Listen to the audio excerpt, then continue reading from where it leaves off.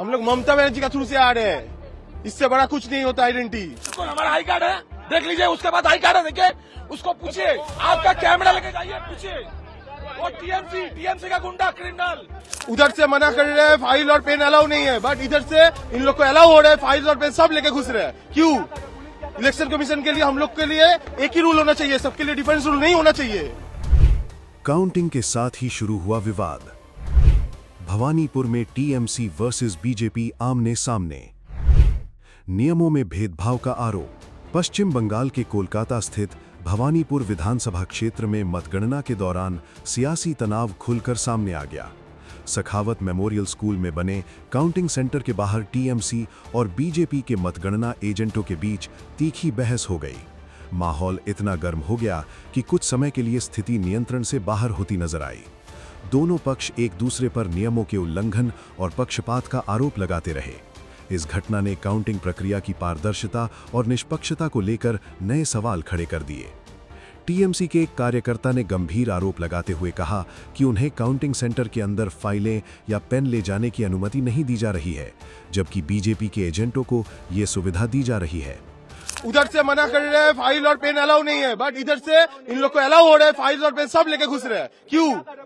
Election commission के लिए हम लोग के लिए एक ही रूल होना चाहिए, सबके लिए डिफरेंस रूल नहीं होना चाहिए। लेकिन आपका एजेंट कहाँ है? कौन सा साइड से आ रहे हैं एजेंट जो जिसके पास है आपका? जो हम लोग ममता बनर्जी का थ्रू से आ रहे हैं, इससे बड़ा कुछ नहीं होता आइडेंटिटी। उन्होंने कहा, नियम सभी के लिए एक जैसे होने चाहिए। अगर हमें रोका जा रहा है तो बीजेपी को भी रोका जाना चाहिए। इस बयान ने विवाद को और हवा दे दी।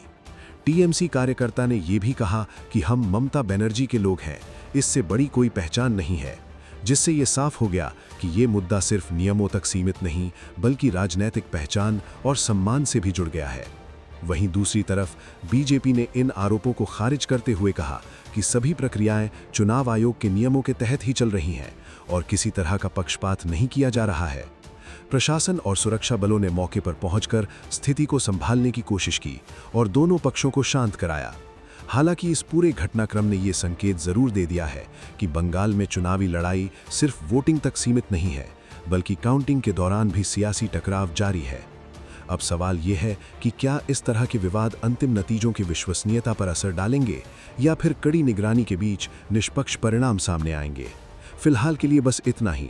बाकी अपडेट के लिए बने रहिए वन इंडिया हिंदी के साथ।